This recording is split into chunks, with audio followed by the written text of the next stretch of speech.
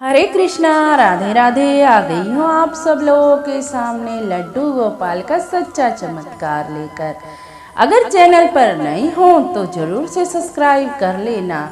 यह चमत्कार सुनकर आपकी आंखों में भी आंसू आ जाएंगे कि हमारे लड्डू गोपाल जी कैसे कैसे चमत्कार करते हैं। अगर हम महसूस करें तो वो तो चमत्कार की खान ही है, वो तो कदम कदम पर ही चमत्कार करते हैं। चलो जोर से जयकारा लगा दीजिए एक बार। जय जय श्री राधे, जय जय श्री राधे। यह चमत्कार हिमाचल में रहने वाली कुसुम जी के साथ हुआ। कुसुम जी ने जो अपने आप ही बताया है वही मैं आपको सुनाना चाहती हूँ। चलो चमत्कार शुरू कर देती हूँ। कुसुम जी का जन्म हिमाचल में हुआ। उसके परिवार भरा पूरा था। दो बहनें थी, 3 भाई थे, यानी कि अच्छा खासा परिवार था। उसकी माँ बहुत ही पूजा पाठ किया करती थी, तो कुसुम जी को भी शुरू से ही चाव था कि मैं भी पूजा पाठ करूं। तो वो अपनी माँ के साथ पूजा पाठ किया करती थी। उसे लगन थी पूजा पाठ करने की। अब धीरे धीरे कुसुम जी बड़ी हो गई और उसकी शादी कर दी उसके माँ बाप ने। अब शादी करके ससुराल आ गई। अब ससुराल आ गई तो उसके ससुराल में तो कोई भी पूजा पाठ करता नहीं था। उसकी सास ससुर तो थे नहीं, बस जेठ जेठानी थी जो कि पूजा पाठ में कोई ध्यान ना देते थे। तो कुसुम जी का मन बड़ा ही बेचैन रहता था। उसके पति दिल्ली नौकरी किया करते थे। अब कुसुम जी जैसे जैसे समय बीतता गया, कुसुम जी को पूजा पाठ ना मिला, ना ही उनके घर में ऐसा वातावरण था। हमेशा कलेश रहता था। तो कुसुम जी बड़ी ही बीमार रहने लग गई।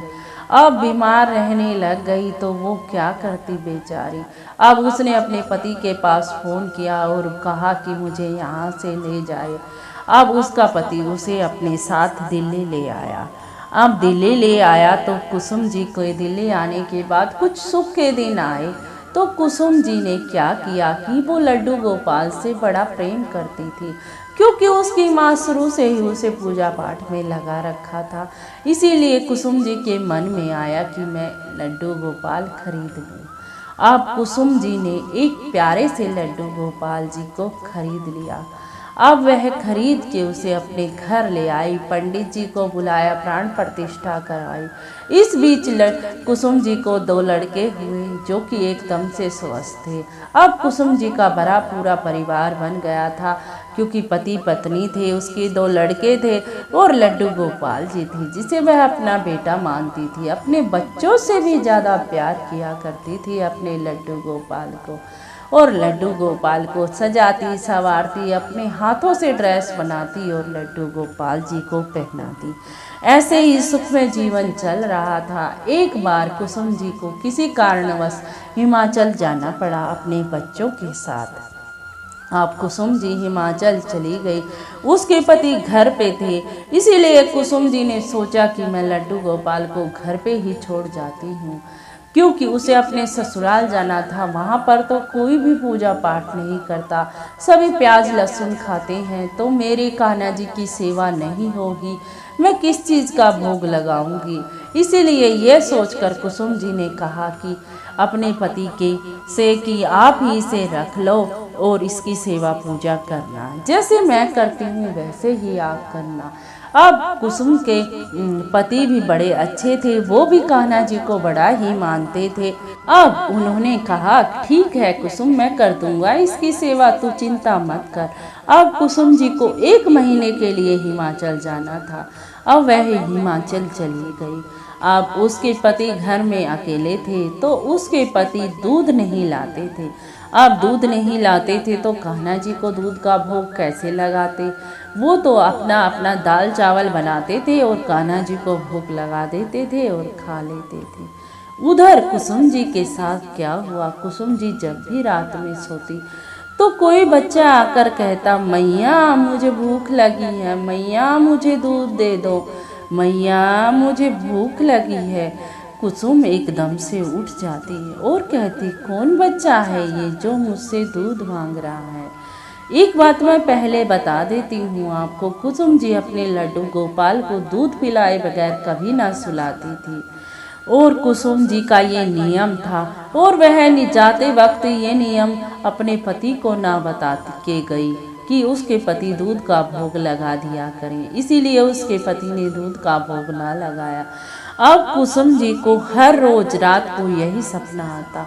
अब कुसुम जी के आंसू रुक ही ना रहे थे कि कौन बच्चा दिखता है जो मुझसे दूध में मांगता है। कभी वह अपना उसे दूध पिलाती है और अगर पिलाने लग जाती है तो वह पीता ही चला जाता है, उसका पेट नहीं भरता। कभी कुसुम जी उसे बोतल से दूध पिलाती है सपने में, तो सपने में कुसुम जी के साथ ये सब होने लग जाता है।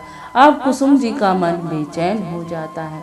कुसुम जी को रुकना 1 महीना था हिमाचल में, लेकिन कुसुम जी का मन इतना बेचैन था कि पता नहीं क्या हो गया, पता नहीं क्या हो गया। उस टाइम फ़ोन चलते नहीं थे, इतनी फ़ोन पे बातें नहीं होती थी जो कि वो अपने पति से पूछ ले कि क्या बात है, कान्हा जी तो ठीक है ना।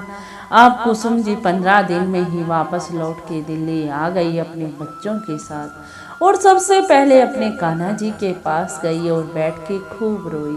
कान्हा जी, क्या दर्शाना चाहते हो आप? क्या आप ही मुझसे दूध मांग रहे थे?